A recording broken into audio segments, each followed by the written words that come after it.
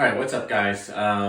Just got a question yesterday morning. I kind of wanted to bring up and discuss with in an open forum. Some of you might know that I also work part-time at a nutrition supplement company, and someone came in earlier on the day. It was one of the first few customers, and was asking me questions about what would be the maximal amount of weekly weight gain that would be good weight if he was taking on a long-term bulk. And this was a younger guy, probably in his early 20s, or he could have been still a teenager. And I thought I gave him a pretty good answer. So I'm just going to go over that with you guys. And if you guys have anything to add or comment or anything like that, feel free to do it.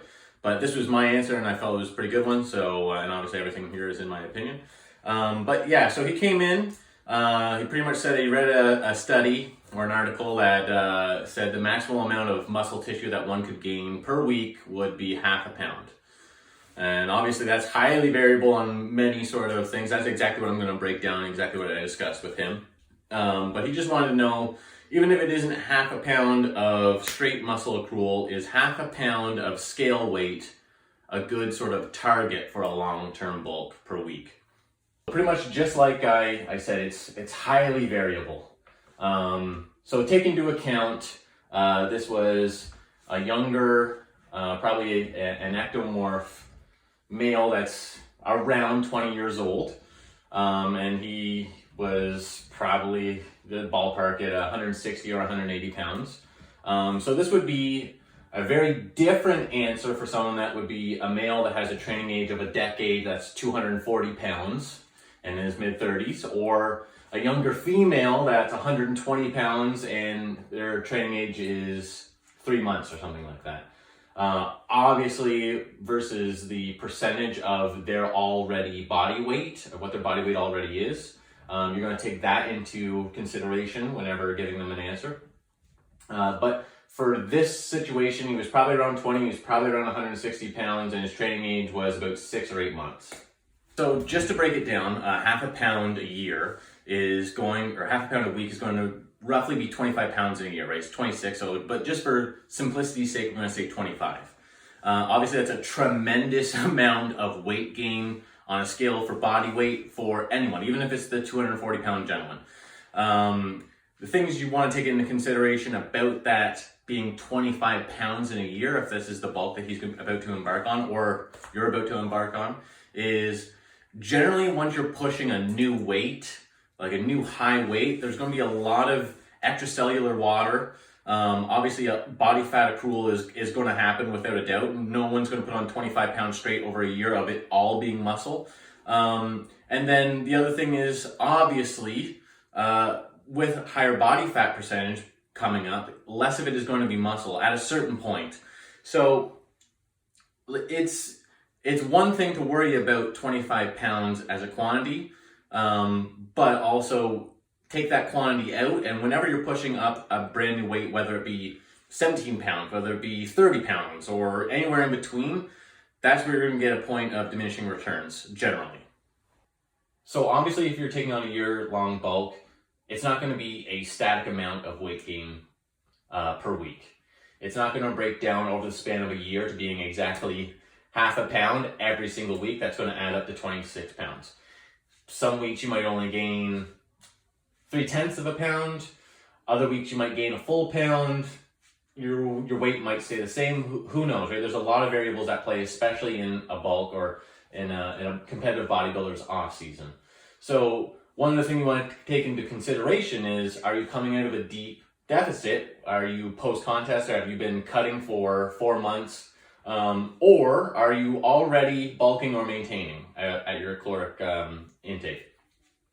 So obviously, if you're coming out of a deficit, say if it's been 10 or 15 or even 20 weeks, if you're post-contest prep and you're looking to climb up those, let's say 30 pounds, you could conceivably get leaner after the deficit in the same amount of time and the same amount of weight. So let's just say, just for simplicity's sake, someone is losing 30 pounds through a contest prep over 20 weeks. Over the next 20 weeks, if you take care of your nutrition, if your training's on point, your supplementation's on point, everything is on point, all the variables that you can control are controlled, the next 20 weeks after your competition, you could expect to see a leaner 30 pounds up on your frame from when you started before contest prep, just as a natural recomposition.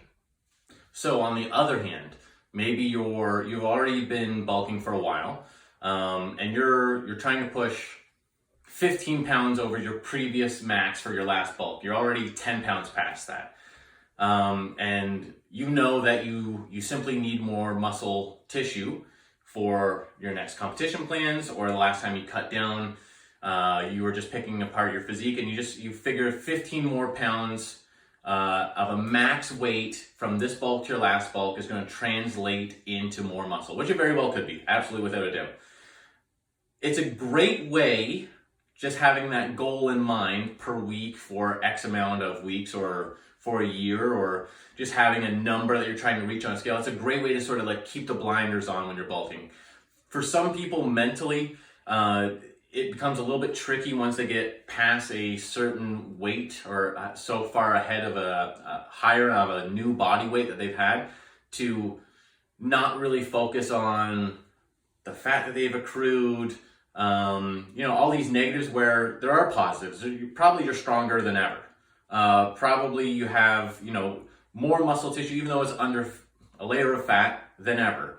It's not like a one-size-fits-all strategy, but these are sort of like little mental tricks. Personally, for me, I know whenever I get past my previous body weight, my max body weight from a bulk after a competition prep, I get a little insecure or self-conscious about the fat that I'm holding. So having a numeric value to push towards and a goal in terms of duration can really help just sort of block everything else out and focus on that goal. So those are the kind of tools to sort of push past a new plateau. You've got tons of other things at your disposal that you need to value. Obviously, number one is the mirror. So if you don't have an eye for yourself or for other physiques, you need to have a mentor or a coach or something, or someone that's going to have a little bit of an expertise in recomposition for everything in health and fitness and that sort of thing. Strength in the gym, performance in gym, how you feel normally, how your mindset is. Are you happy with how you look? Aches and pains in the gym. Are you too light right now to be gaining strength at an optimal sort of speed, and then translating that into muscle tissue with good nutrition? And if you're a competitive bodybuilder, I would say the next three things that you want to keep track of are your perceived recovery, ease of your digestion, and then just your in general, your hunger and your appetite levels. And those three things, especially if you're a competitive bodybuilder, you're always worrying about, especially in an off season, the optimal rate of muscle accrual versus body fat gain. Ideally you are, unless you're Lee Priest, But I'm going to cut it there, because otherwise this will turn into a 30-minute video of me rambling, and I'd like to open it up for discussion. Kind of putting myself out there. I don't usually do these things, and trying to do this all in one take. So there's going to be, I understand there's going to be stumbles and whatnot, but I'm going to start putting out a few more videos like this, and give me some feedback. So anyways, I hope this was informative to at least one person out there. If so, then it makes me feel great. And until next time.